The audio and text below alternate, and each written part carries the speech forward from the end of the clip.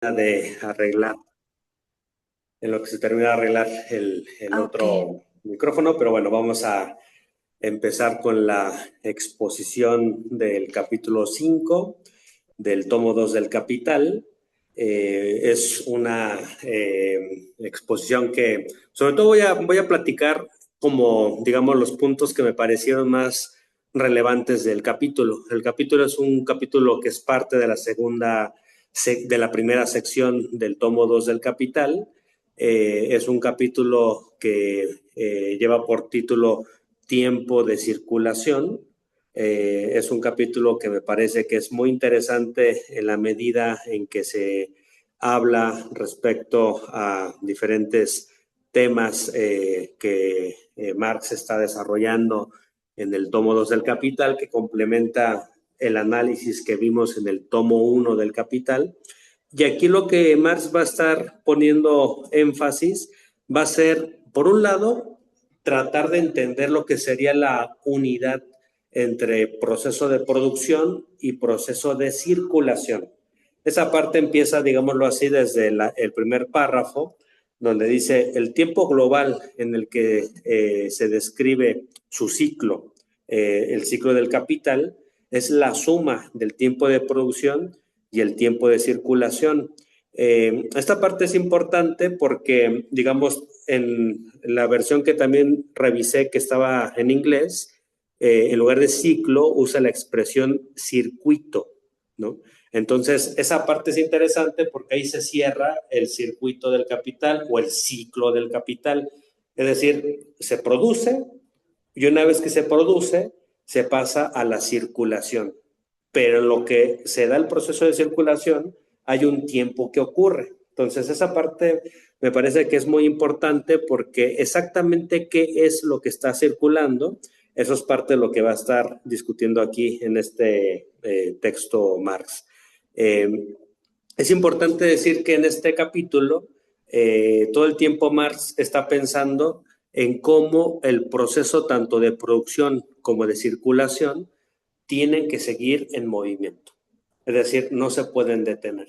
Incluso lo menciona él, cuando en algún momento las fábricas quedan cerradas o queda cerrado por las noches el capital que se usa para producir, queda en la disposición espacial para en el siguiente día laboral, trabajar, ¿no? Y seguir en ese proceso de la producción. Entonces, en ese contexto es interesante porque también Marx lo menciona y aquí se cita, digamos, parte del capítulo 8 del libro 1 del Capital, del tomo 1 del Capital, donde se habla que incluso el propio capitalista busca evitar las interrupciones, busca evitarse que se detenga la producción, que se detenga la producción en la parte, digamos, de cómo trabajan los trabajadores y al mismo tiempo en lo que respecta al capital constante. Todo el tiempo se tiene que estar trabajando y entonces eso va a fomentar que se trabaje incluso en las noches, ¿no? Entonces esa parte es muy importante. Entonces, dentro de todo el proceso de la producción capitalista y dentro del proceso posteriormente de circulación, la cuestión es también no perder de vista que lo que se está produciendo siempre es valor y el valor circula. El valor, entendámoslo desde el punto de vista de Marx, es el tiempo de trabajo socialmente necesario que se usa para producir una mercancía. Y este valor se objetiviza en el objeto, en la mercancía, y circula. Y lo que circula muchas veces también es no solamente el valor, sino también es el valor de uso. Y el valor de uso es lo que también físicamente se va a trasladar, ¿no?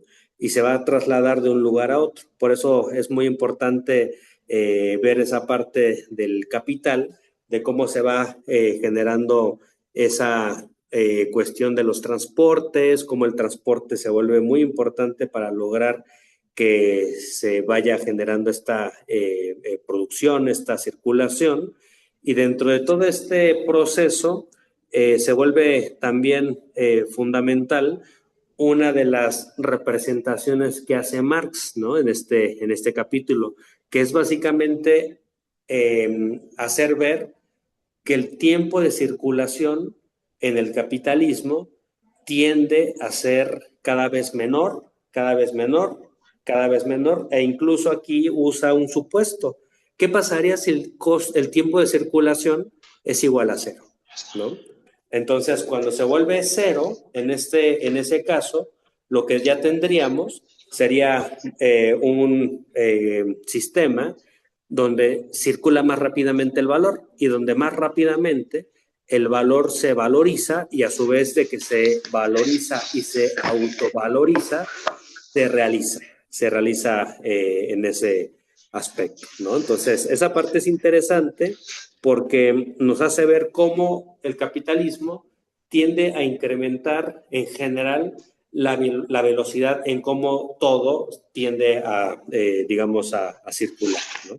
Entonces, la circulación es cada vez más rápido, la producción es cada vez más rápida, y la idea del capital es que se pierda la menor cantidad posible en la circulación, porque la circulación es un momento necesario para cerrar el circuito, pero mientras más tiempo se extiende la circulación, eso va a ser tiempo que el capitalista va a perder en la medida en que lo que se busca pues es convertir el valor y en particular el plusvalor en ganancia. Entonces esa parte me parece que es muy importante en la parte de lo que Marx nos va a estar aquí explicando en este capítulo.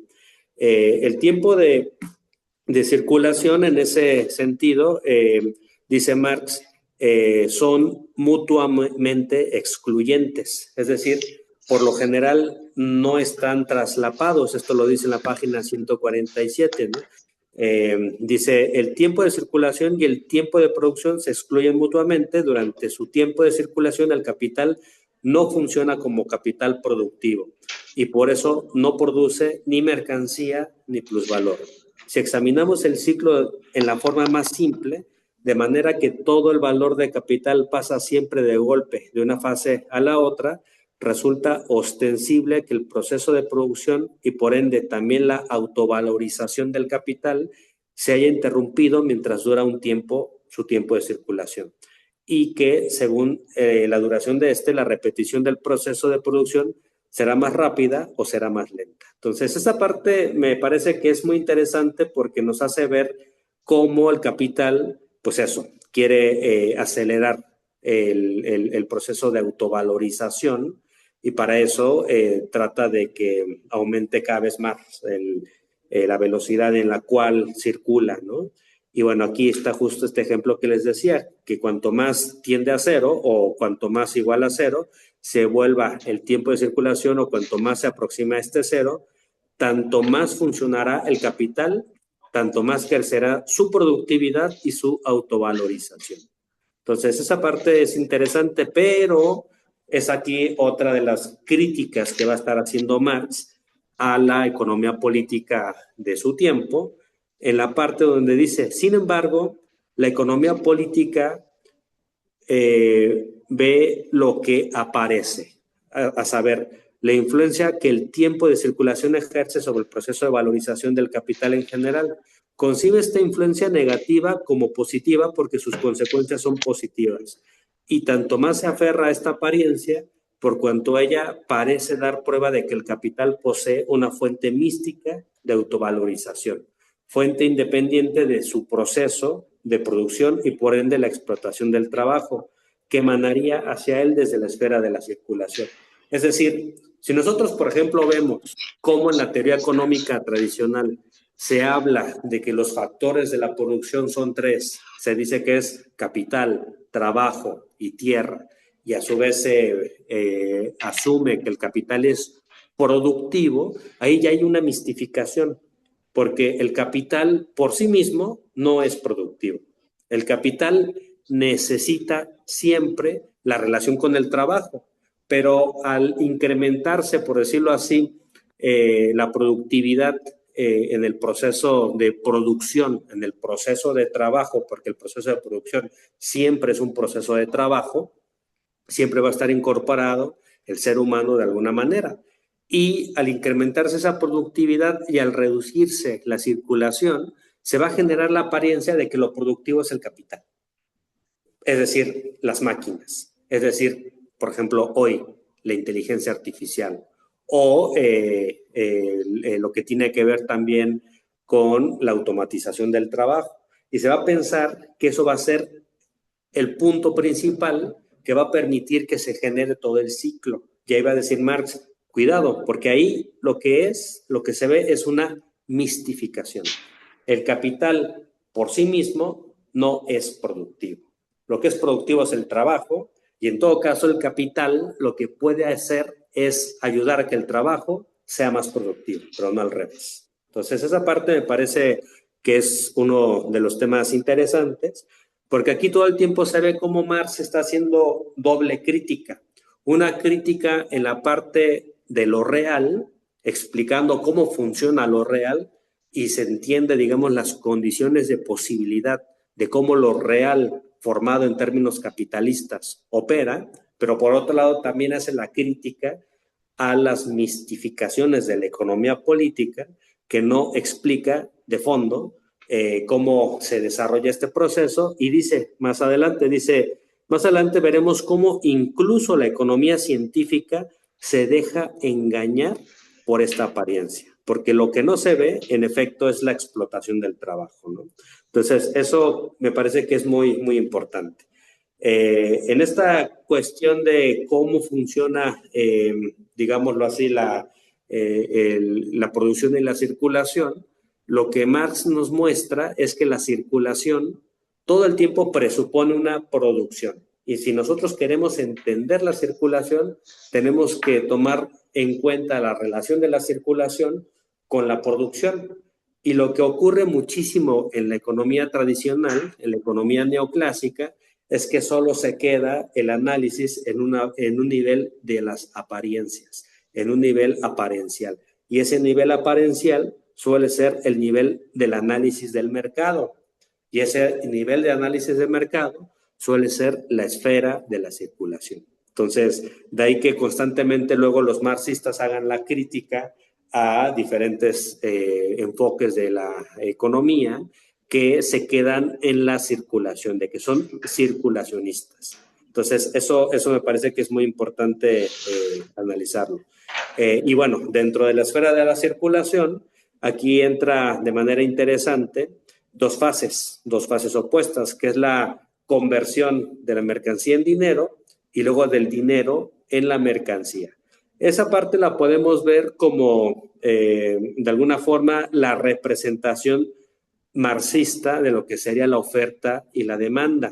Aquí depende muy bien como de a qué nos estemos refiriendo. Si nos referimos desde el punto de vista del capital que adelantó su capital, la transformación de dinero, la transformación de la mercancía en dinero sería el momento de la oferta, porque estarían ofreciendo la mercancía a cambio de dinero, ¿no? Y en cambio, cuando se transforma el dinero en mercancía, que es cuando se regresa, digamos, al proceso de la producción, en ese momento hay una demanda. Entonces, esa parte son dos momentos cruciales de la reproducción social, y dice Marx, en consecuencia, tu tiempo de circulación se encinde en dos partes.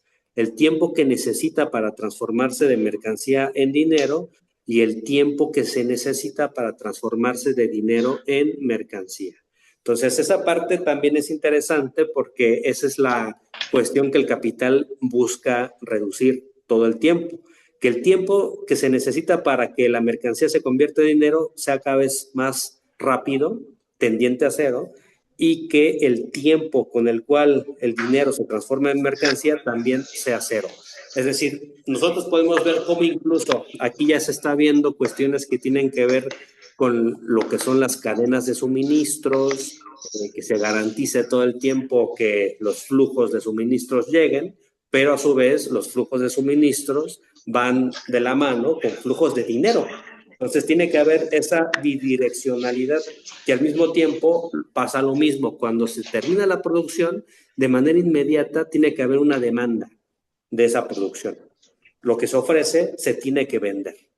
Y en ese proceso, inmediatamente lo que se vende, convertirse en ganancia, en convertirse en dinero y regresar. Entonces, todo el tiempo tiene que haber ese proceso de circulación para que el sistema se mantenga activo, se mantenga vivo y siga circulando. Aquí, digamos, como paréntesis, me parece que es muy interesante todo el tiempo tener en cuenta estas metáforas que existían ya desde el siglo XVIII, siglo XIX, de que la economía es un gran cuerpo que tiene flujos y que estos flujos tienen que mantenerse en movimiento, de tal manera que si se mantiene el movimiento, el cuerpo se mantiene.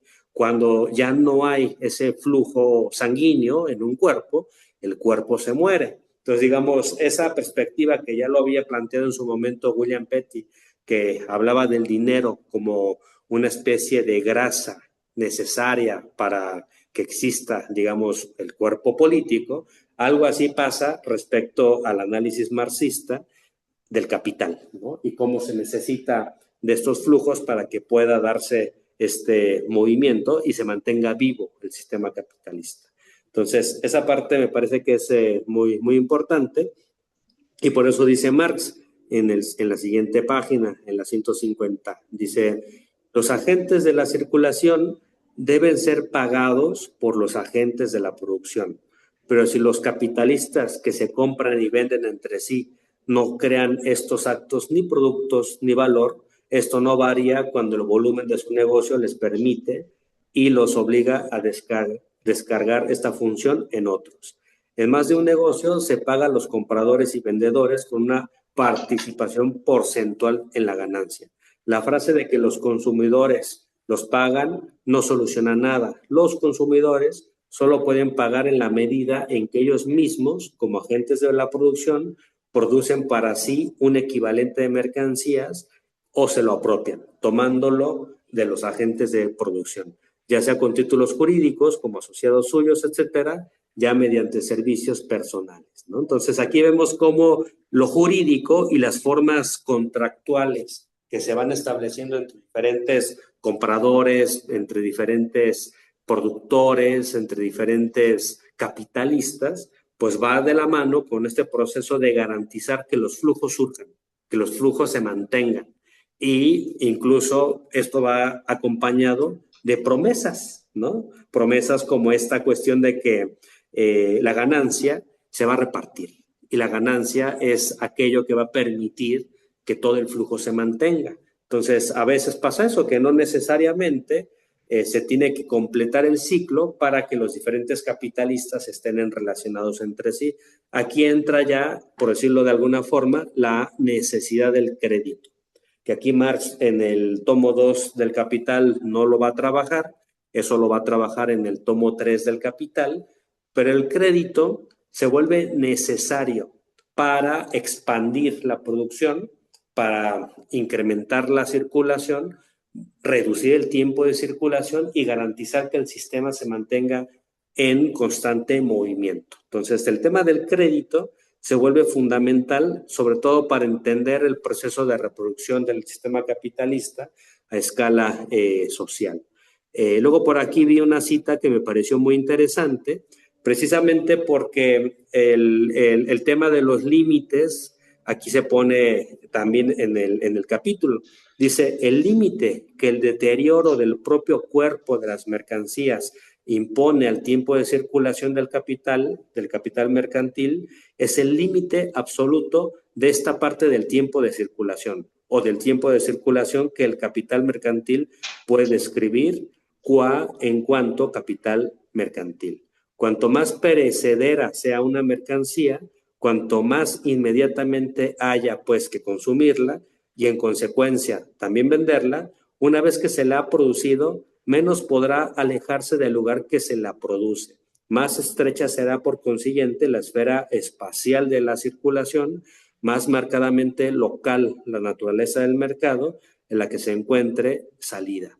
Esta parte es interesante porque también nos hace ver que la circulación precisamente por eso tiene este límite, los límites, por decirlo así, materialistas, que están en la propia mercancía, en el propio valor de uso de la mercancía y sobre todo en, por decirlo así, mercancías que son de tipo biológica, como coproductos de alimentos cárnicos.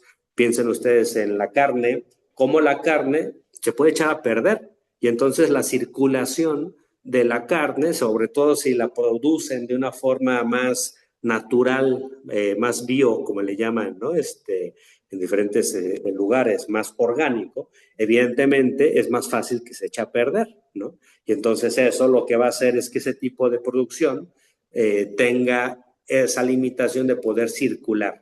Pero hoy vivimos tiempos en los cuales la racionalidad científica, la racionalidad moderna, se pone al servicio de forma instrumental al capital, de tal manera que se produce, por ejemplo, por medio de transgénicos o por medio de la agroindustria, productos que pueden durar más en el proceso de circulación y que se pueden, digamos, trasladar de un lugar hacia otro y con eso incrementar, por decirlo así, la posibilidad de la acumulación capitalista. Pero al final nos va a decir Marx, los límites en ese sentido siempre van a ser absolutos, en la medida en que son mercancías que eventualmente se van a echar a perder. Entonces, eso me parece que es muy, muy interesante para mostrar cómo el capital tiene que estar luchando en contra de la propia naturaleza de los productos para poder realizar la venta de estos productos producidos por el capitalismo y conforme vaya avanzando el sistema capitalista, la naturaleza misma de los objetos se va a ir transformando para poder venderlas, comprarlas y venderlas en el mercado, ¿no? Entonces esa parte me parece que es muy, muy interesante porque precisamente es ahí donde la noción de naturaleza se vuelve fundamental para estudiar cómo todas las mercancías son ellas mismas también naturaleza y cómo el capital para garantizar que la producción no se echa a perder y no se pierda, tiene que garantizar algo así como estas cadenas de suministros que generen esta articulación entre producción y circulación, disminuyan hacia cero los procesos de circulación y en ese proceso la mercancía no se pierda, ¿no? Entonces, esa parte es muy, muy interesante porque justamente ya es ahí donde se acaba este capítulo. Dice, la concentración de la producción de un artículo en pocas manos y en un lugar populoso puede crear un mercado relativamente grande también para artículos de este tipo, como ocurre, por ejemplo,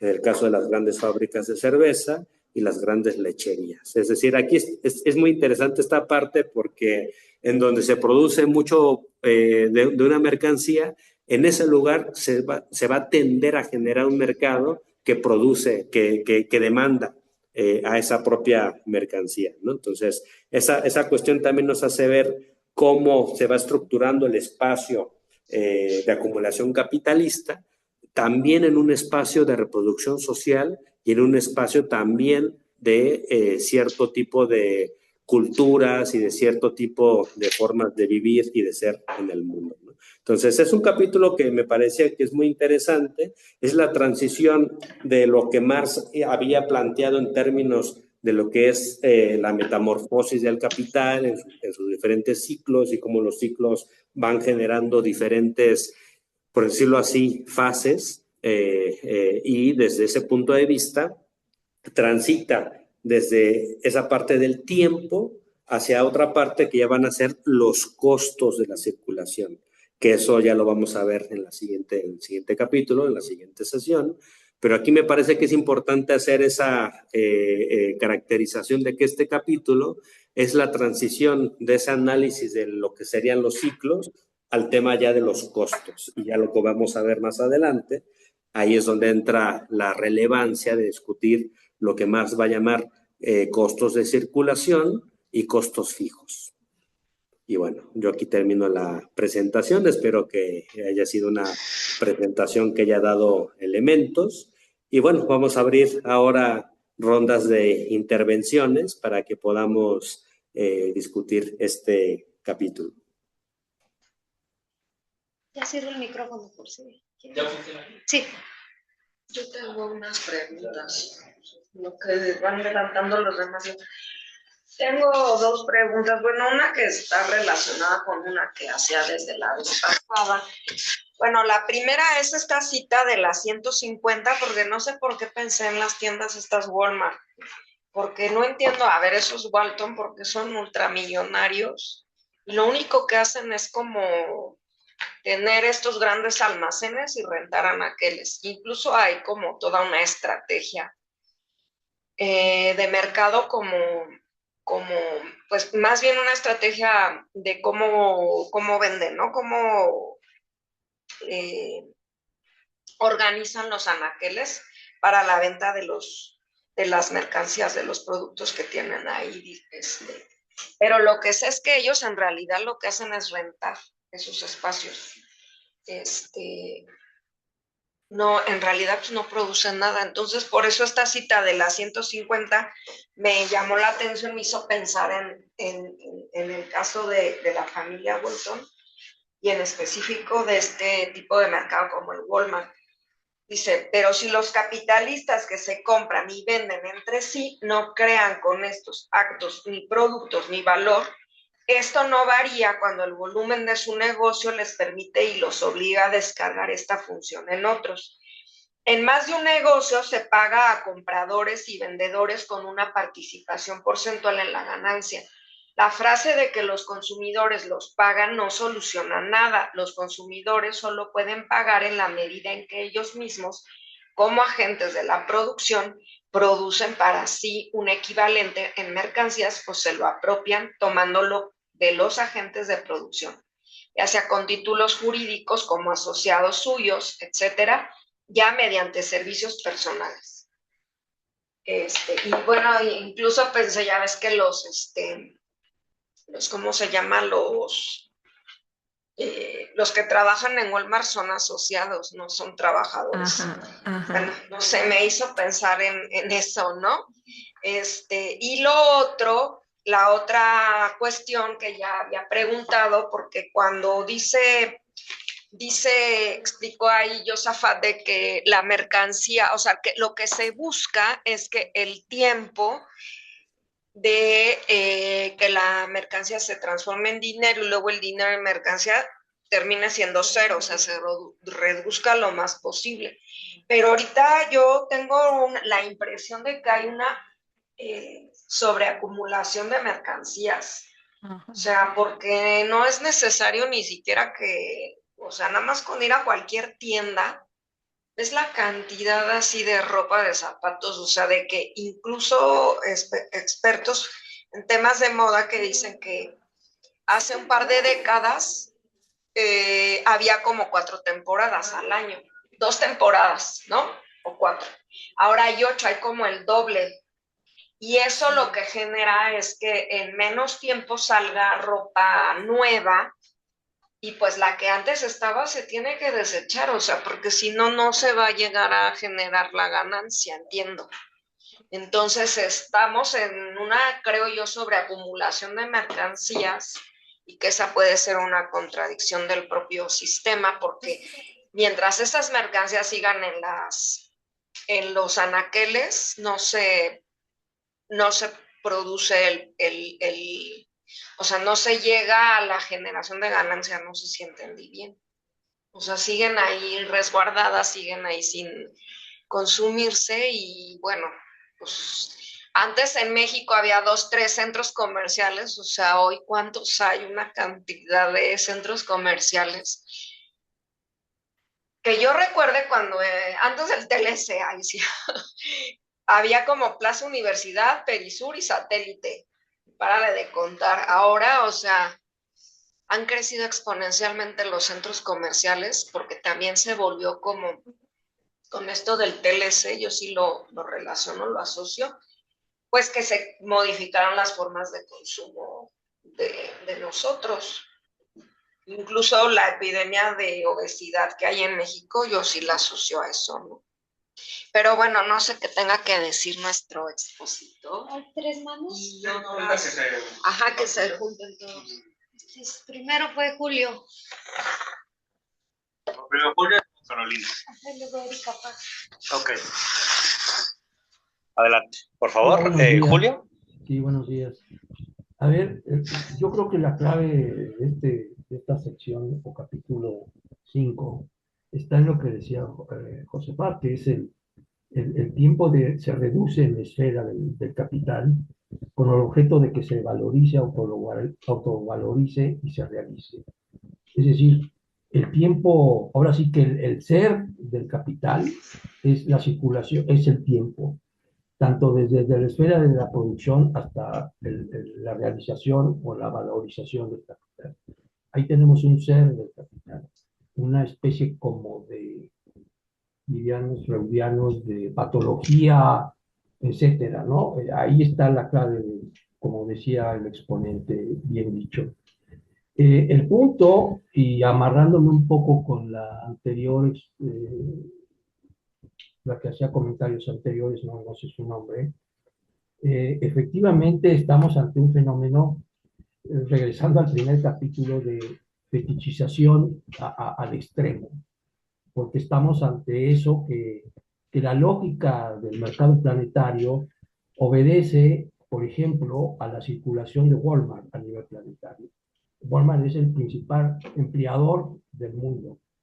Y esto se ha expandido. La lógica de circulación que realiza Walmart es impresionante. Es decir, ahí está el punto. Creo que Marx, bueno, no creo, dice Marx, que la venta se dice es más importante, entre comillas, que la producción, pero esta no se puede realizar sin la producción, haciendo una crítica, como bien decía el exponente, a la economía clásica, que es donde la mayoría se queda en el mercado, ¿no?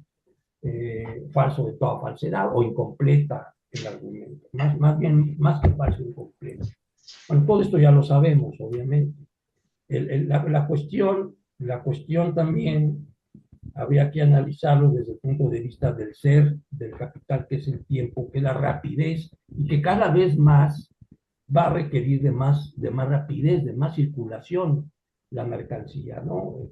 Por obvias razones, es decir, el capital no se realiza hasta que no se valoriza, no tiene valor, no provoca valor. El capital por sí es un ente, como bien decía el exponente, mítico, ¿no? Es decir, que es la crítica más fuerte que hace Marx justamente a la economía clásica. Es decir, y aquí entra otro fenómeno muy importante. El anterior, la pregunta anterior reflexiona sobre la cantidad de centros comerciales que han crecido. Yo vivo alrededor de 4 centros comerciales impresionantes, de gran calado, ¿no? Planetarios, ¿no? Igualitos todos. Aparentemente tenemos más opciones, pero no, tenemos menos opciones, porque las franquicias y las marcas son las mismas en cada uno de esos centros comerciales. Por ejemplo, está olvidado la lógica de los mercados populares en la Ciudad de México, que es otra lógica, que es otra calidad de producto, que es otra calidad de mercancía, de fruta, etcétera, etcétera. Ellos obedecen a otra lógica que obviamente no está inserta en la lógica de la circulación del capital. El otro punto para mí vital, que lo tocaremos seguramente en otro semestre, es la famosa fórmula dinero, dinero, dinero, que nos lleva a un mundo planetario, como decía el exponente, obviamente crédito, deuda, financiamiento. Es decir, no hay posibilidad de vivir en este mundo quien no tenga una tarjeta de crédito. La deuda, crédito, se vuelve el corazón, la sangre misma de la circulación. Y es justamente ahí donde la lógica financiera, los bancos, al menos para citar a México, es uno de los países que obviamente tiene un nivel de costo financiero altísimo, por arriba casi de todo el planeta. Y lo reconocen CEOs de Londres, de Europa y de Estados Unidos. No es posible que en México, dice, se autorice ese tipo de tasas de interés cuando se obtiene una tarjeta de circulación. Bueno, estas son muchas dudas y reflexiones que hago con ustedes. Y bueno, y entra la parte también de los monopolios financieros, productivos y de circulación. Muchas gracias y felicidades al exponente. Siempre. Muchas gracias. Adelante, Carolina, y luego Erika, por favor. Sí, a mí me pareció muy interesante lo que señalaba Ruth, porque yo también observo una cantidad impresionante de mercancía que dices, bueno, ¿y qué va a pasar con todo esto? Porque no creo que haya quien compre tanta cosa. Y me parece en la página 147 hay un párrafo que yo lo subrayé porque pensé en eso. Sí tiene que ver con esto y me gustaría tu opinión, Josafat. Bueno, felicidades por tu exposición, me gustó mucho, gracias. Gracias. El tiempo de circulación y de tiempo de producción se excluyen mutuamente.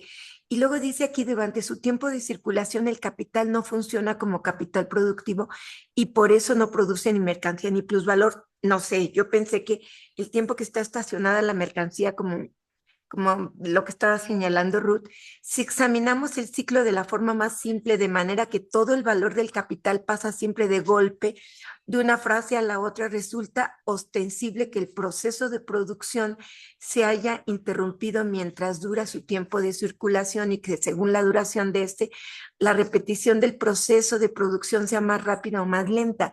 No sé si tiene que ver con que se produzcan más vestidos o menos vestidos mientras están atiborradas las tiendas de cosa y media de ropa que a lo mejor nadie la va a consumir, pero les está generando un stock de mercancías exagerado que tienen que sacar a como de lugar. No sé, por favor, por ahí va mi pregunta. Gracias. Muchas gracias, Carolina, y le damos la palabra a Erika. Gracias, Josafat. Bueno, pues Y luego Alberto. como siempre es pues un gusto escucharte, ¿no? Y pues igualmente, gracias por tu exposición.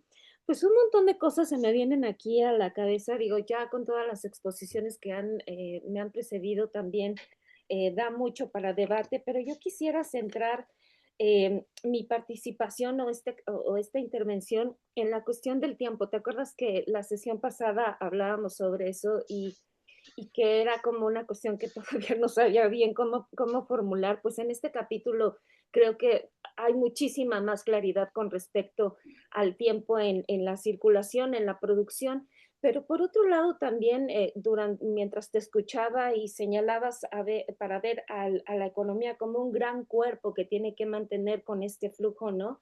de capital que lo mantiene vivo, pensaba yo también en el tiempo, ¿no? De los cuerpos de las personas trabajadoras. Entonces, en el tiempo y la esperanza de vida que se tienen de acuerdo con las actividades que se desarrollan también. Y también pensaba, ¿no? Ahora que hablábamos sobre, bueno, esta cuestión de la moda y la cuestión de género que también me viene a la cabeza y recuerdo mucho a algunos textos de Silvia Federici, ¿no? Y con respecto no solo a la producción, sino también a la reproducción. Y aquí el trabajo de cuidados, que es una de las patas sobre las cuales se sostiene el capitalismo, ¿no? Entonces, ese tema, ¿no? Del tiempo, del capital, el tiempo de la vida misma de las personas trabajadoras, creo que tendríamos que problematizarla, inclusive también a la luz de otros conceptos como el de biopolítica, ¿no? O el de tecnologías de poder de Foucault, ¿no? Me parece que ahí también hay una discusión sumamente interesante para poner a dialogar tanto a Marx con otros autores mucho más contemporáneos.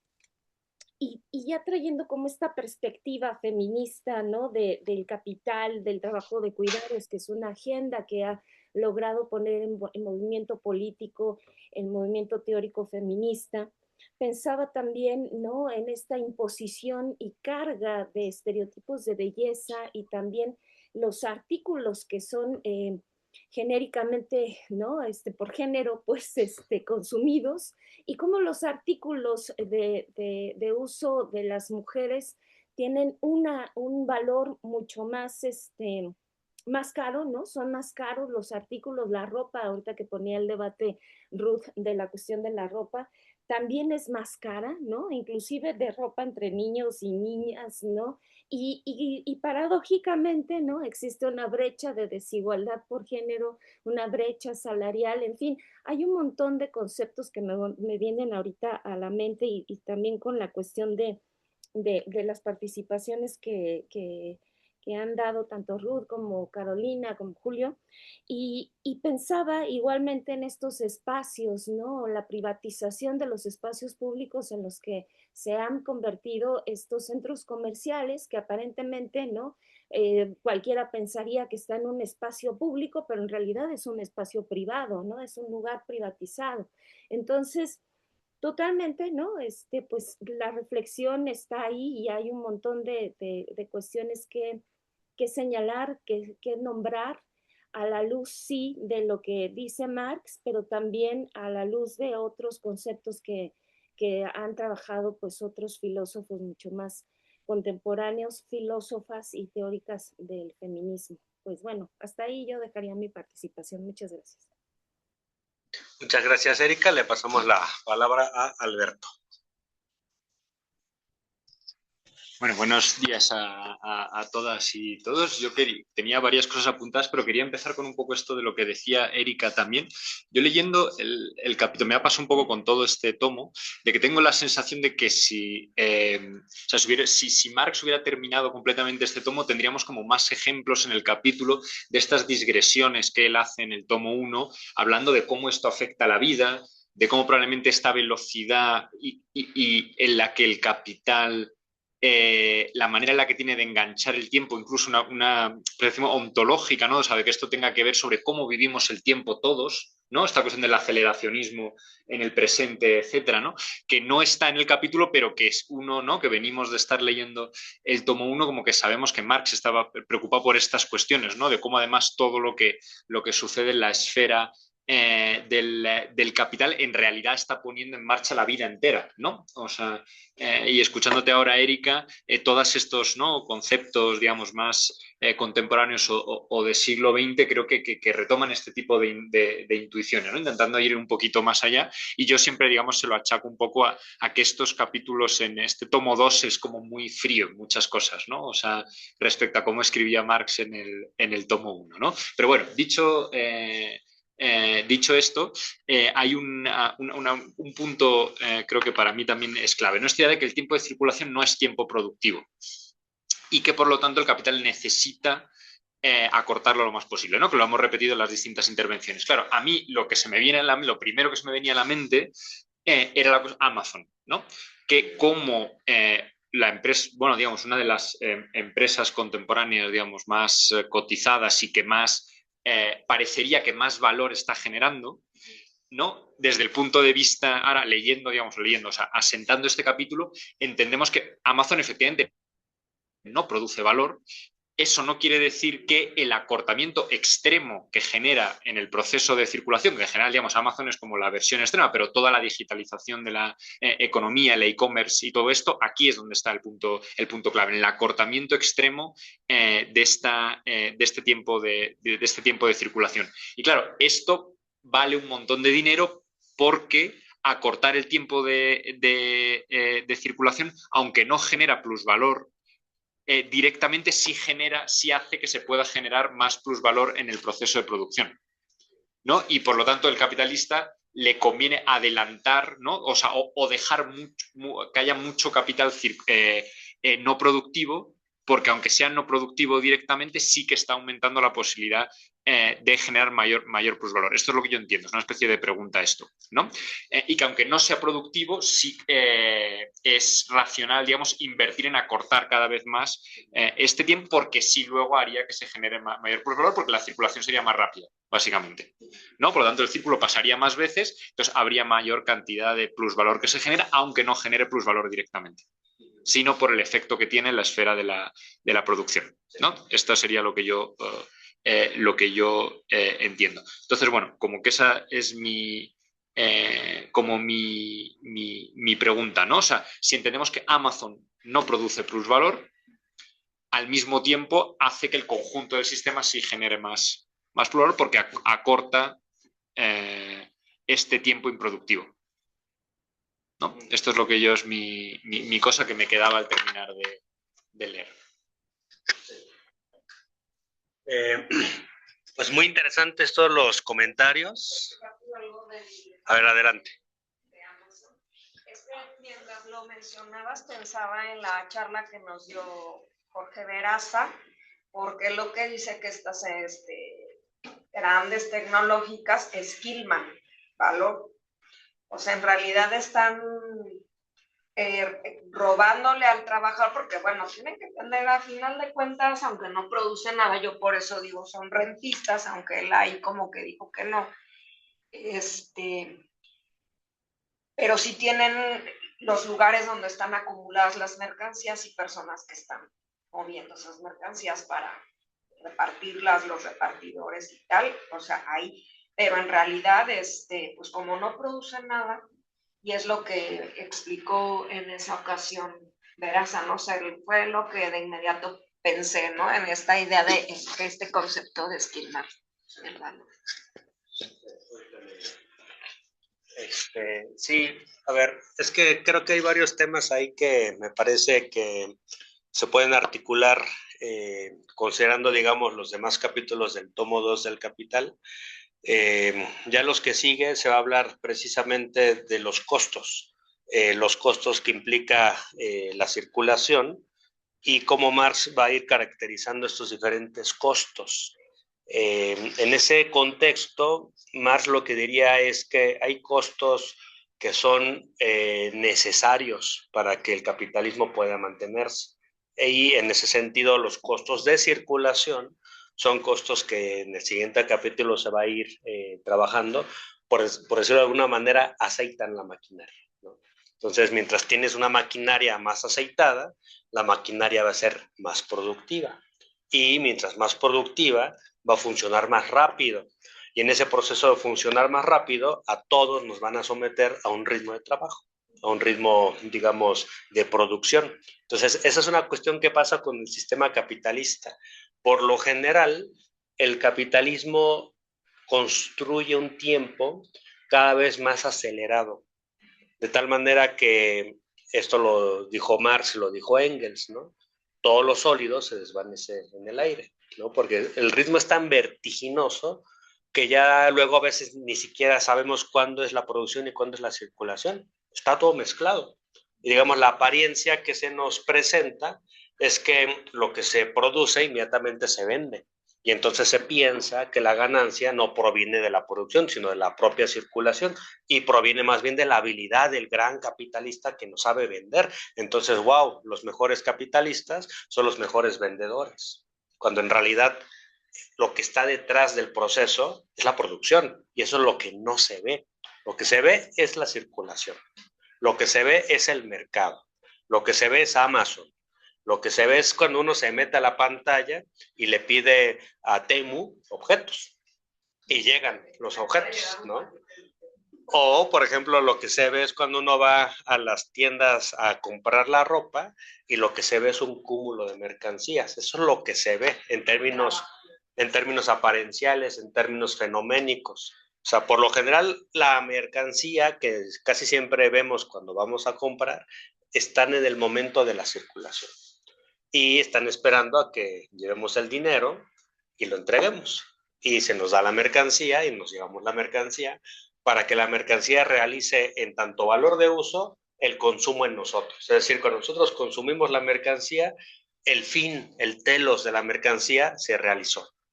Y a su vez, cuando pagamos, el telos de lo que es el proceso de valorización se realizó, porque el valor se transforma en ganancia, ¿no? Y entonces pasa, digamos, la mercancía a nosotros y el dinero fluye para el capitalista. Entonces, eso es un tema que me parece muy importante porque, diríamos, siguiendo a Foucault, a partir de lo que decía Erika, hay una biopolítica. Hay una estructuración de una biopolítica que nos hace ver cómo vivir, que nos plantea cómo es nuestro, por decirlo así, nuestra manera de realizarnos como personas en el sistema capitalista es siendo consumidores. Y mientras más y mejor consumamos, más mejor nos sentimos, ¿no? Nos sentimos mejores cada vez que consumimos mercancías cada vez más caras, cada vez más exclusivas, que nos dan estatus. Y eso genera, por decirlo así, un símbolo, ¿no? Entonces, en el capitalismo somos lo que consumimos, ¿no? Y a partir de lo que podemos consumir se nos respeta más o menos, ¿no? Entonces, esa parte es muy importante porque el ser humano en el sistema capitalista, su objetivo es consumir, conseguir dinero para consumir. Quiero el celular, quiero la tablet, quiero un coche, quiero una casa, etcétera, y todo es el consumo. Entonces, trabajamos todo el tiempo para consumir, pero en el fondo estamos dentro de una realidad capitalista, producida por un sistema. Me hace pensar mucho esto en una metáfora de Wittgenstein, ahí si me ayuda ahorita Adrián, que era algo así como los límites de mi lenguaje son los límites de mi mundo.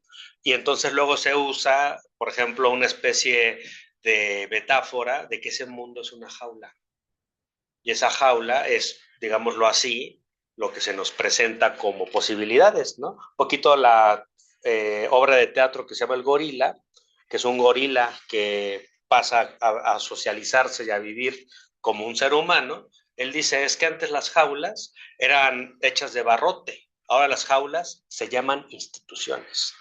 Y en estas jaulas que llamamos instituciones vivimos. Y vivimos, pero siempre dentro de un margen de posibilidades. Eso es el sistema capitalista, la producción de esas posibilidades, incluso de propia imaginación, ¿no? El lenguaje que se nos genera es un lenguaje vinculado a nuestra praxis fetichizada, que reproduce un mundo y que reproduce nuestra forma de ser en el mundo. Entonces, esa parte me parece que es interesante vincularlo con esto que mencionaban tanto Carolina como Erika, en esa cuestión de cómo la producción de lo biopolítico y la producción también de mercancías se liga con una forma de ser en el mundo, de producir formas de vida, y por otro lado, el tema de la producción de mercancías que se nos presentan, lo que vemos usualmente es un cúmulo de objetos. Y entonces, si nosotros vamos a un mercado y vemos pocas mercancías, no vamos a ir a ese mercado, vamos a ir a otro lugar que tenga más. Entonces, incluso hay una lucha, una competencia por ver en qué mercado hay más opulencia. Y esa opulencia nos atrae, ¿no? Entonces, por eso se presentan en los mercados, mercados con muchas mercancías, para que uno se sienta bien, porque en cambio si uno va a un mercado donde hay pocas mercancías, hay una sensación como de pobreza, ¿no? Entonces el capitalismo todo el tiempo nos vende también ilusiones de aspiración y de riqueza. Vamos a un mercado donde todo se ve bollante, donde se ve que hay muchas mercancías, donde se ve que hay una gran diversidad, y esa gran diversidad nos atrae. Y esa gran diversidad se nos presentan como un cúmulo de objetos. Recordemos capítulo 1, tomo 1 del Capital, primer párrafo. Se nos presenta la sociedad capitalista como un cúmulo de objetos, como un cúmulo de mercancías. Mercancías que nos expresan riqueza. Así se nos presenta el capitalismo todo el tiempo y con eso juega el capitalismo todo el tiempo. Curioso, ¿cómo critican a Venezuela? Ah, es que hay escasez y nos ponen las imágenes de los mercados con escasez. No, que es que el socialismo no sirve, que no sé qué, y nos ponen las imágenes de mercados vaciados. Es decir, se ha instalado una relación entre decadencia civilizatoria y mercados vacíos, ¿no? Entonces es ahí donde también hay esa cuestión que yo creo que se juega con esa parte. Y termino con una cuestión que yo creo que puede ser de mucho interés en términos de historia del pensamiento económico y de historia intelectual, de cómo en este capítulo está presupuesto algo así como la ley de Say, ¿no? En el sentido de que toda oferta genera su propia demanda, porque precisamente una de las cosas que Marx va a hacer cuando él estudia a Say, es poner énfasis en que la oferta en realidad es producción. y la producción es lo que hay que estudiar. La oferta sería lo aparencial, lo superfluo. Lo importante es la producción, y la propia producción genera su propio consumo, su propia demanda. Entonces, diríamos, en una forma de poner las cosas, Marx diría que toda producción genera su propio consumo. Y en algunos lugares en donde se llevan las mercancías, ahí se va a generar un tipo de consumo. Pensemos, por ejemplo, en Ford. Él decía, yo quiero producir muchos coches y quiero producirlos de formas muy baratas y quiero abaratar costos para que mis propios trabajadores me consuman mis propios coches. Entonces, en este caso, otra vez, toda forma de producción genera su propia forma de consumo, ¿no? Y de ahí viene el consumo. Entonces, eso es lo que está diciendo Marx, que en eso, por eso me parece muy importante todo el tiempo tratar de hacer ver que Marx no es Keynes. Es decir, Keynes plantea las cosas desde el punto de vista de la demanda, desde el punto de vista muy superficial. Yo cada vez que pasa el tiempo soy más anti-keynesiano, pero creo que es interesante que Keynes demonizó a Say, diciendo algo así como la oferta genera su propia demanda, porque de alguna manera se llevó a Say a una idea algo así como de mercados autorregulados que exactamente, no hay que intervenir para generar demanda efectiva, ¿no? Pero la idea de demanda efectiva de hecho no viene de Keynes, viene de Malthus, ¿no? Y la demanda efectiva incluso se defiende en el sentido de que los rentistas como demandan también son importantes, ¿no? No son parásitos. Entonces, de alguna manera, Keynes justifica o podría terminar justificando cuestiones como hacer hoyos y taparlos, hacerlos y taparlos para generar demanda. Y ese tipo de perspectivas, pues no va al tema de fondo, que es el de la estructura de la producción. Entonces yo creo que es ahí donde habría que ver esta cuestión de cómo se generan estas relaciones. Y termino, después de Carolina habló otro compañero, que ahorita se me fue su nombre, Julio, que tenía mucho que ver también con esta cuestión de la historia de pensamiento económico, que yo creo que lo podemos analizar con el punto de vista de Say, y creo que también podemos ver cómo en esta perspectiva marxista lo que se ve son condiciones de posibilidad. Entonces, los costos de circulación no es que la circulación genere más plusvalor, sino genera las condiciones de posibilidad de que haya más plusvalor. Creo que eso es. O sea, que los costos de circulación no generan plusvalor, sino que generan las condiciones de posibilidad para que haya más plusvalor. Lo mismo respecto a la valorización y autovalorización. Los costos de circulación generan las condiciones de posibilidad para que haya más valorización y más masa de valor circulando, y esa masa de valor circulando regrese, digamos, de un recorrido complejo de la producción a la circulación y se reinvierta. Y en ese proceso de ir y venir se genere más autovalorización, que esa es una dinámica de autorreforzamiento. Para mí lo que Marx menciona como autovalorización, porque a veces luego suena raro, ¿no? Dicen, es que ese lenguaje hegeliano es oscuro, ese lenguaje de que el valor se valoriza, eso es absurdo, es como decir la nada nadea, ¿no? Que son cosas que luego los marxistas analíticos van a criticar. Yo creo que podemos decir, bueno, simplemente quita la idea de valor que se valoriza y ponle autorreforzamiento. El sistema capitalista todo el tiempo se está autorreforzando. Entonces, desde el punto de vista de los sistemas complejos, pues es eso. O sea, en realidad Hegel es una idea diferente de cientificidad. Marx en ese momento pues no conocía los sistemas complejos porque no había, pero sí habían otras maneras de pensar la cientificidad que iban más allá de lo newtoniano, y este lenguaje hoy lo podemos con total legitimidad reivindicar dentro de la crítica de la economía política. Voy a cerrar con una anécdota del tema del tiempo, pero también porque aquí una de las citas cuando habla de que los edificios, ¿no? Y que están ahí, o sea, que estos edificios y las fábricas y los lugares que dice que son como parte, siguen siendo como parte del proceso de producción, pero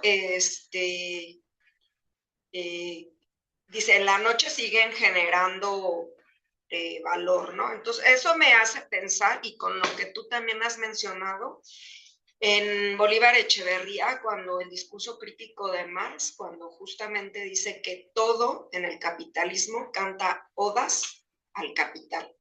Entonces él dice, por eso hay que construir un nuevo discurso, un discurso que contradiga, un contradecir. Bueno, ese. Y luego, bueno, lo de la biopolítica, que justo hay un texto de Jaime Osorio muy, muy bueno, donde él incluso dice quien habla primero en hablar de biopolítica, aunque no le pone como tal ese nombre, es Marx. Y hay que ver pues todos los ejemplos, incluso que vimos en el tomo 1, donde describe cómo están viviendo en las fábricas, toda la situación, sobre todo de las mujeres y las niñas y los niños en las fábricas, pues ahí, y cómo empiezan a generarse incluso nuevos tipos de enfermedades. El otro día veía un video que la verdad me impactó y tiene todo el sentido, que dice que hace 20, 30 años, cuando tú barrías tu casa y sacabas el polvo, dice, la química del polvo de ese tiempo a la que hay ahora se ha transformado, ha cambiado. Dice, los estudios que se han hecho actualmente es que el polvo que tú recoges de tu casa cuando limpias es en su mayoría plásticos. Son partículas de plástico, porque dice, la mayoría de la ropa que usas es poliamida, son sintéticos, elastano, todo ese tipo de sintéticos, y pues que está ahí en el polvo y pues lo estamos también todo el tiempo respirando. Entonces, ¿cómo eso pues es producto del capital incluso? Y que hay algunos biólogos como, hay otro, se me fue el nombre, a ver si alguien de ustedes se acuerda, Richard Levins, que él habla que no se puede estudiar biología, no se puede estudiar, por ejemplo, el tema del cáncer, el tema de muchas enfermedades contemporáneas, pues, sin asociarlas al capitalismo, al modo de producción y de circulación. Es lo que decíamos del TLC, ¿no? Que como si está ligada a la epidemia de enfermedades cardiovasculares, enfermedades de la diabetes tipo 2 y de la obesidad en México, que son enfermedades que yo sí asocio con la llegada del TLC y que nos invadieron de comida procesada, industrializada, que ahora para revertirlo le ponen estas sellos negros, pero pues ya todo está bien, bueno. Entonces ahí el tema también de la biopolítica. Y luego pensaba, cuando mencionaste lo de las horas del trabajo, me acordé del texto de la teoría de la dependencia, porque como dice que en los países de la periferia estas horas, como con esta idea de la superexplotación, pues hay que trabajar muchísimas más horas para generar ese plusvalor, que además va a haber una transferencia hacia el centro, ¿no? Hacia los países más ricos. Me hizo pensar también en eso. Y luego lo de la jaula, las instituciones, y que dijiste que cómo ahí se expresa esta apariencia, esta mistificación. También me acordé de un texto que leí donde dice que, creo que es Lukács el que lo dice, no lo recuerdo si fue Lukács, creo que sí, es Lukács quien menciona que donde se expresa muy bien esa fetichización es en la burocracia, esas relaciones sociales fetichizadas. Y el mejor ejemplo es esta novela de Kafka, el del proceso, ¿no? Y entonces pensaba en esto de la fetichización en la burocracia. Y ahora la anécdota respecto al tiempo, porque yo tuve un tío, él era físico, ya falleció hace algún tiempo, y muchos años él trabajó en el Centro Nacional de Metrología, que es donde donde ponían como los relojes atómicos, o sea, la hora más precisa, y todo ese tipo, esa precisión en la medición del tiempo, pues se utilizaba sobre todo pues, en la producción. Y después recuerdo que varias veces se lo llamaban, como director de ese Centro Nacional de Metrología que está en Querétaro, como a poner la hora más precisa, por ejemplo, en las estaciones de radio, en el INERM, en todo eso, ¿no? Y cuando él falleció, uno de mis tíos, porque pues mis tíos también son bien marxistas, uno de mis tíos se echó así un speech, un discurso así muy bueno respecto, pues lo que mi tío había trabajado toda su vida en su campo y la idea del tiempo en el capitalismo. Entonces, una explicación de cómo incluso esta forma de medir, esta medición del tiempo tan precisa, atómica, se utiliza pues para la explotación, para generar la producción y que como incluso sin querer pues el desarrollo científico apuntalado hacia utilizar esos mecanismos de medición con un propósito muy definido por el mismo capitalismo, acortar el tiempo de producción. Y luego puedo traer como anécdota también en esa película La Corporación, no sé si la vieron, que hay uno de los capítulos donde va mencionando, es un documental que habla sobre las corporaciones justamente, y va hablando de cómo Nike, por ejemplo, mide, ¿no? O sea, cuánto tiempo se tardaba en hacer un tenis, un zapato tenis, y venía la medición y cada vez tienen que ir acortando más, 0.000 nanosegundos y no sé qué. Entonces ahí como la idea del tiempo para el capitalismo, o sea, este refrán, el tiempo vale oro, pues es que para el capitalismo es literal, es metafórico. Y yo sugeriría que tal vez en algún momento tenemos que leer el texto de la alienación de los manuscritos económico-filosóficos, el pasaje del dinero y el pasaje de la alienación. Yo diría que son 5 manuscritos. Ahora no recuerdo los otros, pero esos dos porque me hacen mucho sentido cuando esto que dijiste de cómo en este modo de consumo apariencial, ¿no? Y que también me acordé de las mañaneras que Obrador siempre decía, que porque a los jóvenes les venden esta idea con lo del narco y que ser ostentosos, que eso es lo que da valor, ¿no? Pues eso es lo que dice Marx en ese pasaje del dinero, cómo el dinero compra amor, el dinero compra belleza, el dinero compra... Y esa es la fetichización. Bueno, era todo lo que me interpelaron los comentarios. No, muy bueno. ¿Alguien quiere intervenir? Creo que tú querías decir algo, ¿no, Alberto? No, ok. Miguel Eduardo, ok. Por favor, compañero Miguel Eduardo, que creo que querías intervenir, ¿verdad? Adelante. Sí, ahí en el chat hay una pregunta del compañero Julio y si quieres revísala y luego yo intervengo. ¿La puedes leer? ¿Qué efectos tiene para esta sección el monopolio de la circulación, producción financiera? ¿Qué efectos tiene para en esta sección la monopolización? Ok. Es muy interesante porque, digamos, ahorita Marx, el nivel de análisis de Marx es el del capitalismo, el del capital individual, ¿no? Obviamente incorporando la relación del capital individual con otros capitales, en la medida en que son análisis que se vuelven necesarios para hablar de cómo se da una oferta y una demanda, de cómo la transformación de dinero en mercancía y de mercancía en dinero, se genera una interdependencia entre diferentes capitales, ¿no?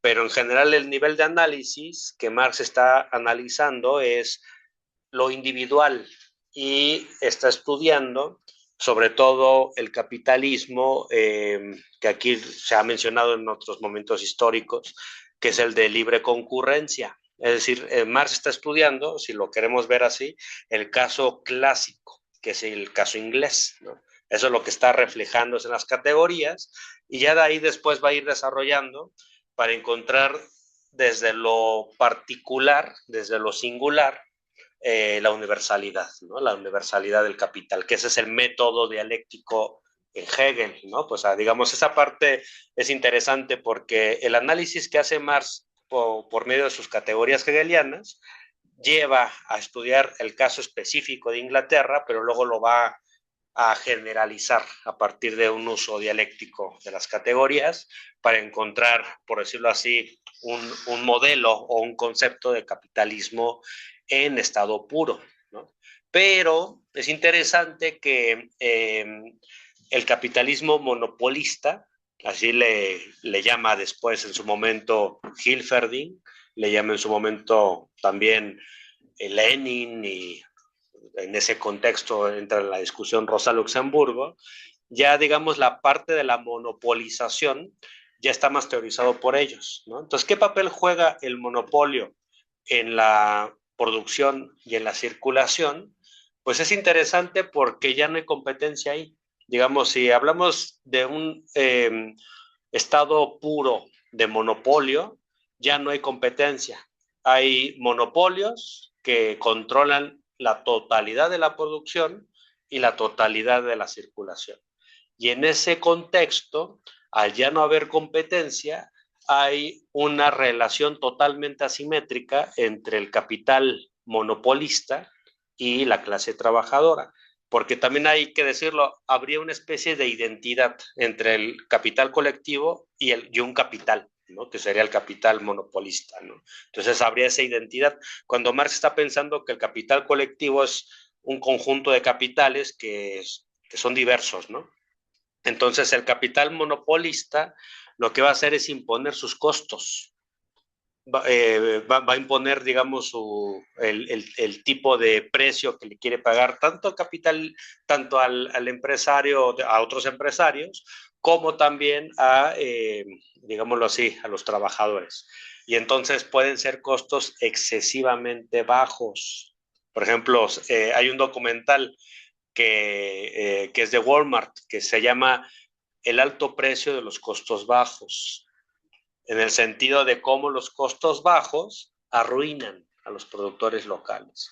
Y una vez que se arruinan a unos productores locales, simplemente el monopolista consigue otros. Y así sucesivamente, ¿no? Entonces, creo que es ahí donde se ve esta cuestión, para que el capital tenga esa capacidad de negociación totalmente asimétrica, tiene que tener de su lado a gobiernos, a estados. Es decir, las corporaciones, cuando quieren controlar totalmente los mercados y controlar totalmente la circulación, tienen que controlar a los estados.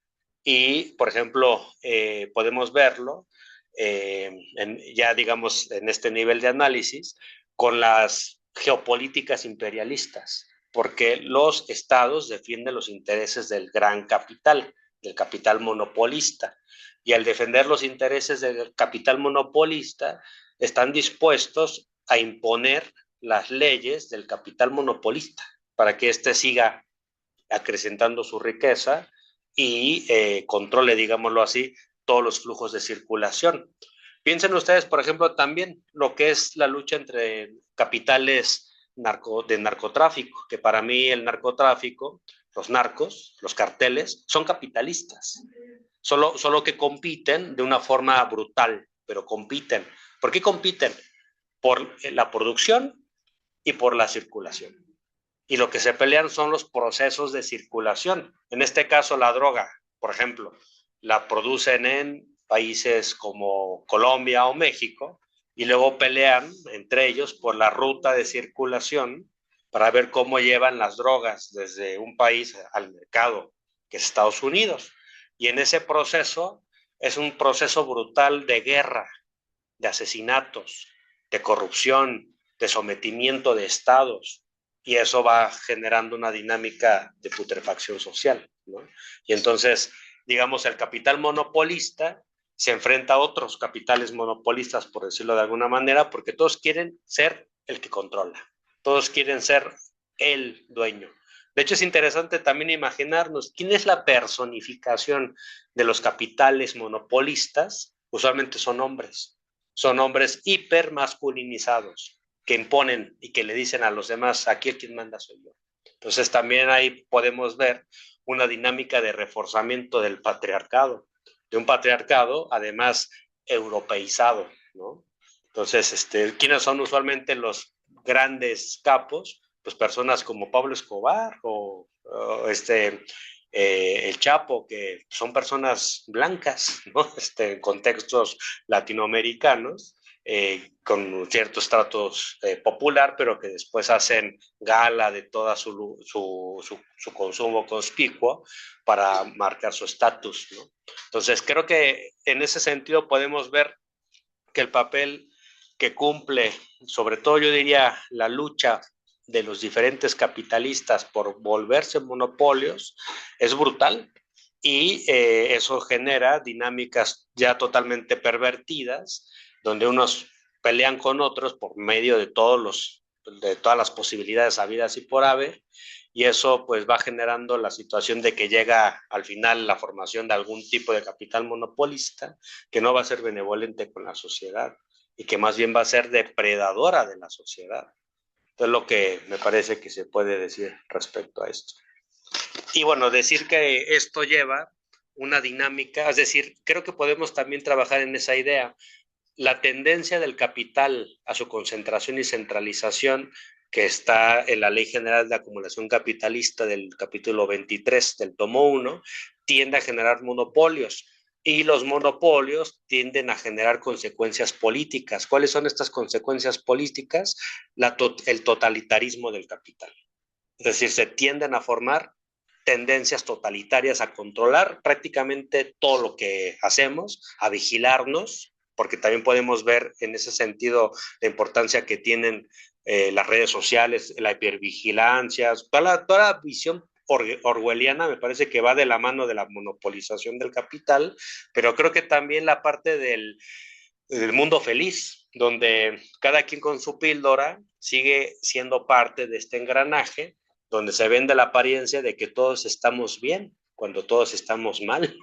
Y en este contexto se va generando también unas tendencias profundamente autoritarias y de disciplinamiento, porque cualquiera que se ose a cuestionar la democracia burguesa, a los capitalistas y la hegemonía de Estados Unidos, inmediatamente viene la represión brutal de parte de todo el sistema capitalista moderno. Sí, eso que decías del Walmart, sí está muy estudiado, que donde llega un Walmart se destroza ahí toda como la economía local, ¿no? Porque sobre todo en nuestros, bueno, no, yo creo que también en Estados Unidos, porque hasta hay un capítulo de South Park que habla de eso. No creo que diga tal cual Walmart, pero habla de eso, de cómo llega una tienda así muy grande y todos los productores locales. Lo mismo pasa, por ejemplo, cuando Monsanto empieza a monopolizar lo de las semillas y tal, lo de ¿cómo se llama? Cuando se protege contra las plagas y tal. Bueno, sí me entienden, ¿no? Pero que Monsanto lo mismo, porque monopoliza y ya nadie puede plantar nada que no sea dado por Monsanto. Y bueno, esto que decías al final tiene que ver con lo que también nos explicó Jorge Veraza, que eso lo trabaja, creo, un poco Marx en los dice lo del gobierno despótico de la producción. Sí, me parece que va por ahí. Hay que darle la palabra a Miguel Eduardo, que él había pedido la palabra. ¿Ya no está? Gracias. Sí, ya llegué. Adelante, compañero. Sí, gracias, Josafat. Este capítulo 5 de la sección primera es clave y es preciso que nos sumerjamos en él, porque está lleno de precisiones y de sutilezas, ¿sí? que es necesario no inadvertir o evitar inadvertir.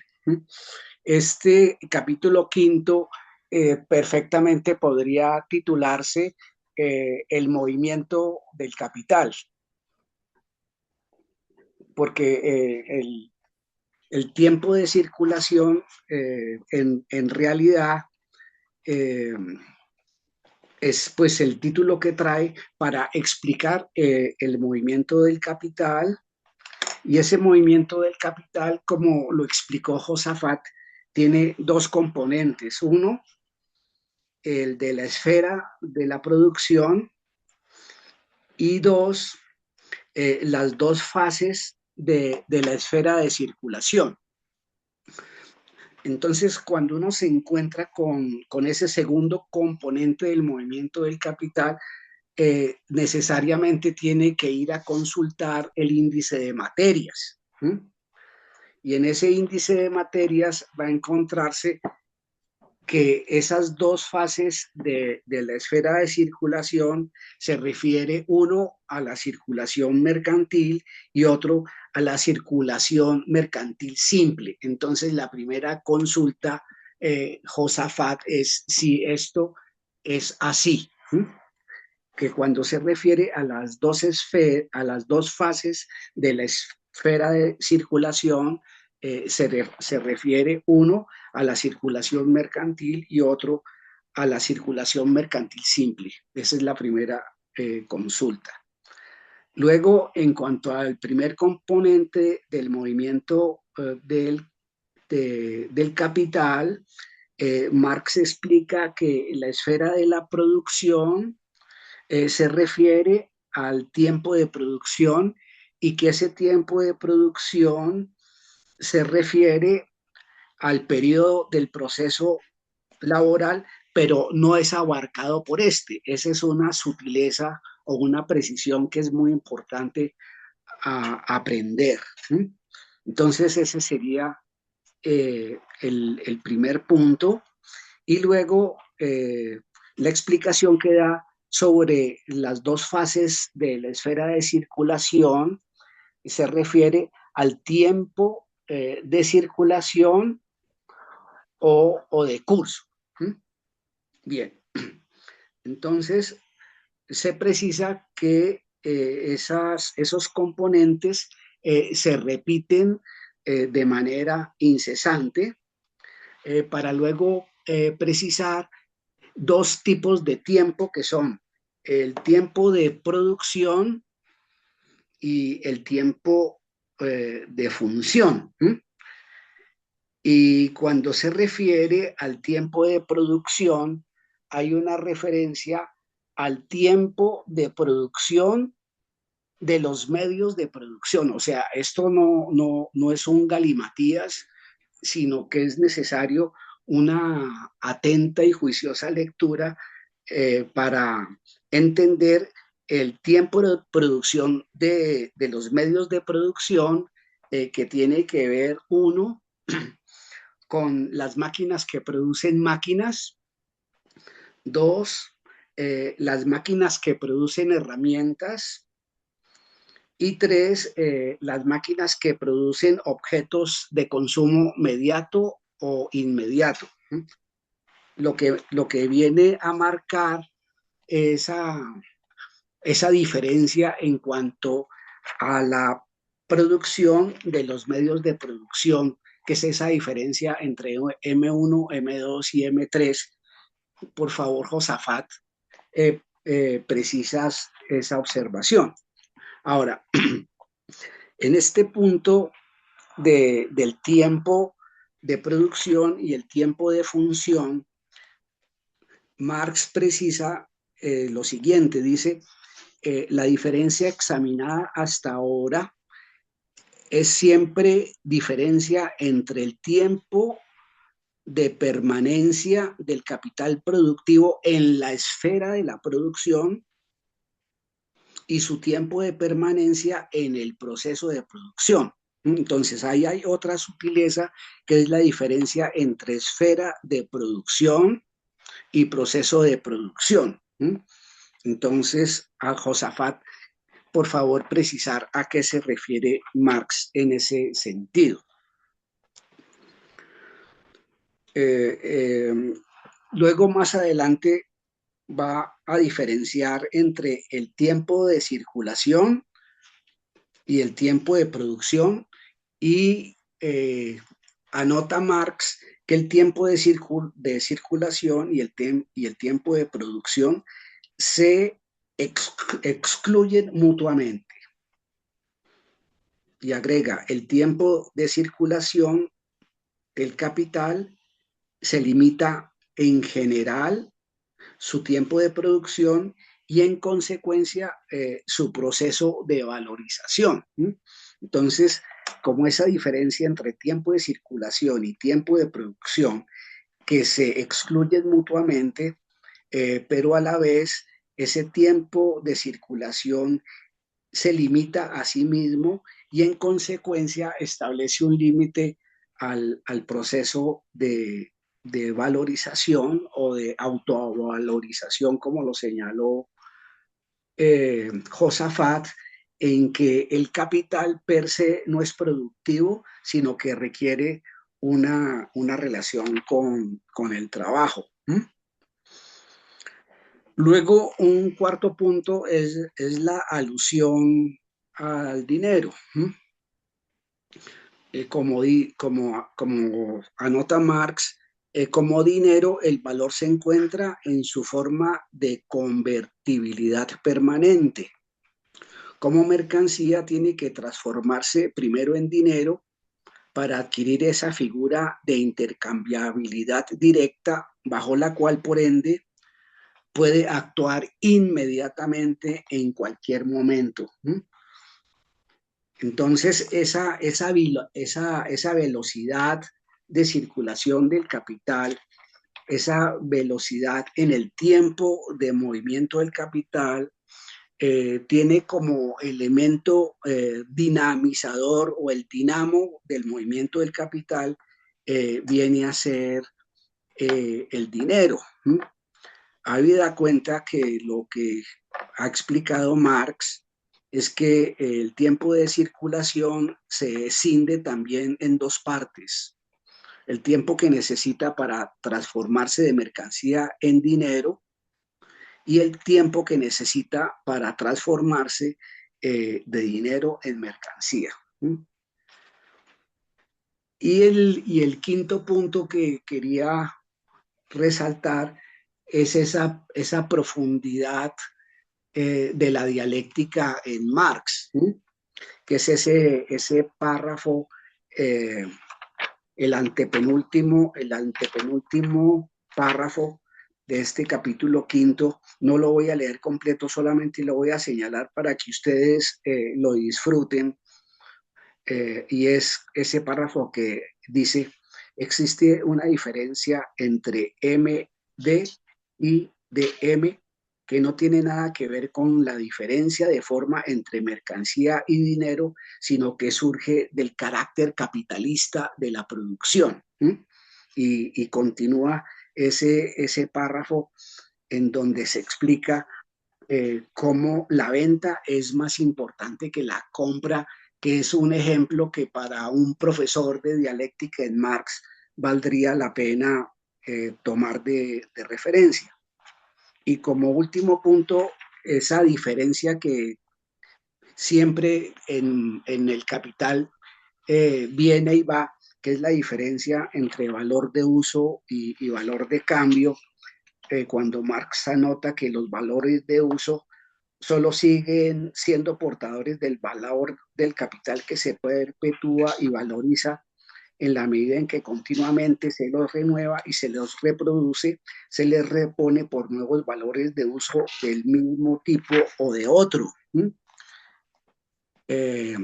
versus el valor de cambio, el cual solo se conserva mediante una renovación constante de su cuerpo, y hemos entendido que esa diferencia entre el valor de uso y el valor de cambio es fundamental para entender el fundamento de la sociedad comunista que propone Marx.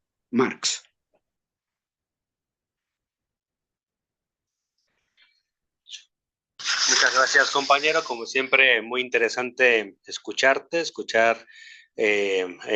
los puntos que resaltas, porque sí ayuda mucho a precisar mejor la lectura. Me gustó mucho ese último párrafo que leíste.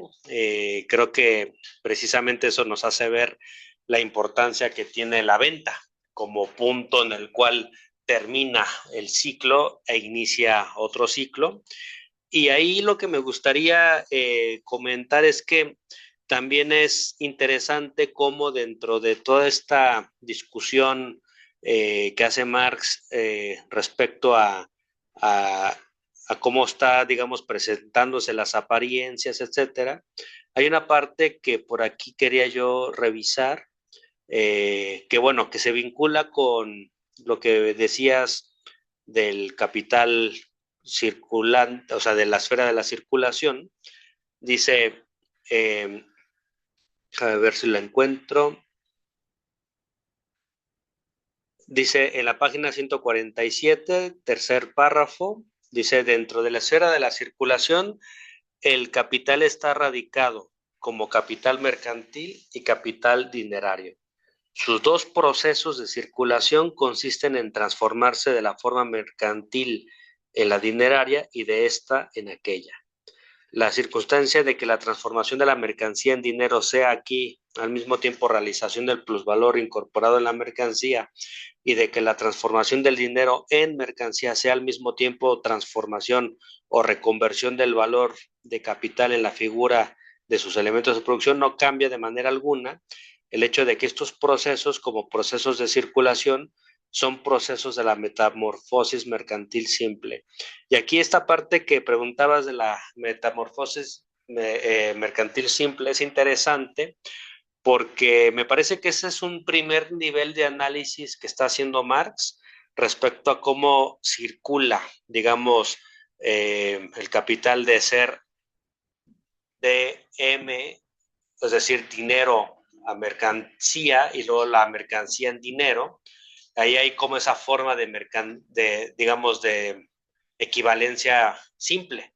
Pero ya cuando cambia esa equivalencia a poner D', o sea, M' en D', ahí es cuando ya se integra el plusvalor, que justamente ya es el caso de lo que leías, ¿no? De la diferencia entre cuando dice en sí y para sí, tanto MD como DM son meras transposiciones de un valor dado de una forma a la otra, pero M', D' es al mismo tiempo realización del plusvalor contenido en M', y no ocurre tal cosa en D-M. Por eso la venta es más importante que la compra.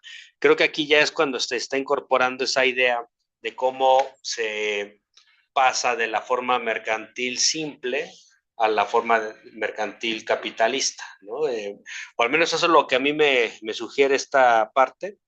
Y luego por ahí hay otra parte que también les quería leer, donde dice Marx, en la página 149, el último enunciado.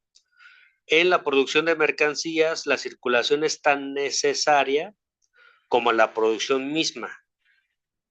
O sea, las dos son importantes, la circulación y la producción. Y en consecuencia, y esto es lo que me gustaría poner énfasis, y en consecuencia los agentes de circulación son tan necesarios como los agentes de producción. El proceso de reproducción incluye ambas funciones del capital, es decir, que también encierra la necesidad de que estas funciones estén representadas, ya sea por el propio capitalista, ya por asalariados, agentes del mismo. Pero esto es motivo para confundir a los agentes de circulación con los agentes de producción, así como tampoco lo es para confundir las funciones del capital mercantil y capital dinerario con las de capital productivo. Los agentes de circulación deben ser pagados por los agentes de producción, pero si los capitalistas que se compran y venden entre sí no crean con estos actos ni productos ni valor, esto no varía cuando el volumen de su negocio les permite y los obliga a descargar esta función en otros. Entonces, creo que es interesante esa parte porque por eso son necesarias las distinciones y las categorías que plantea Marx, porque si no tenemos esas categorías de asumir que existe un capital dinerario, un capital mercantil que están en la esfera de la circulación, y otro que es capital productivo, se confunde todo. Y entonces llegamos a esa idea de la mistificación, de que se cree que lo productivo es el capital incluso mercantil. Pensaríamos que Walmart es productivo, que Amazon es productivo, que Temo es productivo. Es lo que un colega en el seminario de Economía Política de la Comunicación, justo como ese es lo que dice que hay una falsa creencia de que, o sea, las gafas, ¿no? Google, Amazon, Twitter, Facebook. Estas corporaciones son las grandes tecnológicas, pero ¿qué producen? ¿Qué tecnología producen? No producen como tal nada material. O sea, si acaso, por ejemplo, ahora con la IA, pues es más bien el código, lo que están produciendo es algo inmaterial. Y está ya demostrado que, por ejemplo, Facebook, sus ganancias son de la publicidad. Y creo que también el caso de Google, en lo que están ganando, en donde están ellos realmente generando su ganancia es en la renta de los espacios para publicidad, porque pues, ¿cuánta gente? O sea, Facebook es la red social con más usuarios, personas usuarias en el mundo. O sea, es muy rentable para los publicistas, para cualquier tipo de publicidad, incluso política. Igual, creo que, para ir concluyendo, creo que sería interesante a partir de lo que tú dices, que nos comenta nuestra compañera Ruth. Yo me quedé pensando en algo que igual podríamos luego ir pensando sobre el tema de la producción de contenidos. Por ejemplo, YouTube, los que producen contenidos, o sea, exactamente eso, ¿cómo lo podemos entender desde las categorías de Marx, ¿no? Porque además el youtuber piensa que es productivo, ¿no? O sea, digamos, se pensaría a sí mismo como el creador de productos, el creador de programas, el creador de valores de uso, y estos valores de uso se presentan en YouTube, se suben, se consumen, la gente pues, los consumimos, los vemos, les damos like, pues, lo compartimos, etcétera, y eso genera este tema de la monetización. Entonces es interesante, yo creo que analizar, por ejemplo, en ese caso... Pero si consideran que ellos son su propio empleado, claro, en realidad son empleados de claro. YouTube, porque YouTube lo que le genera la monetización no es lo que está produciendo esa persona, sino la publicidad que está vendiendo.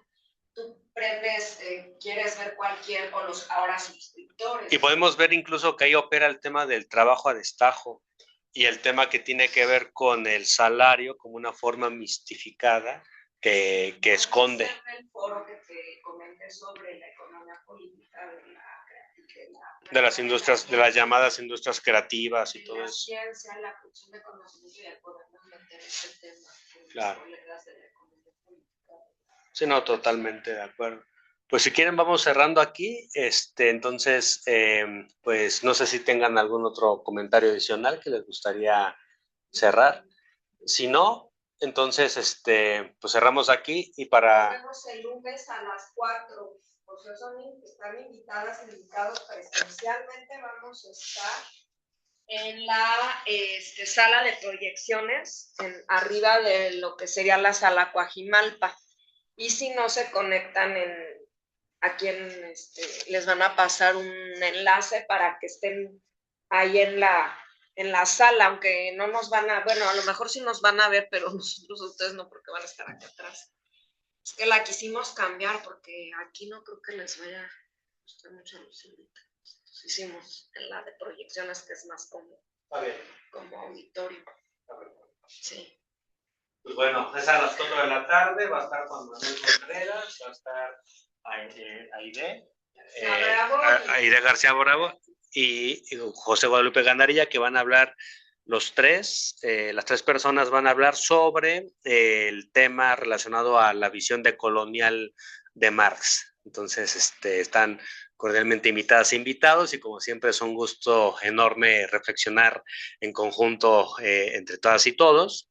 Y estamos entonces ahí cerrando las actividades del semestre. Todavía faltan 3 sesiones, me parece. 2. Pues, Esta es la que sigue el 3 de diciembre. Ajá, el 3 de diciembre va a ser la última. Vamos a cerrar la sección 1 del tomo 2 del Capital con el tema de los costos de circulación. Va a exponer el colega Jonathan Romero es el que nos va a exponer y pues el compañero la verdad es que es buenísimo, ya lo conocen y ya de ahí pues vamos a ir luego fijando más actividades. Muchas gracias a todas y todos por estar aquí presentes, como siempre es un gusto enorme verles y bueno, estamos en contacto. Hasta luego. Muchas gracias.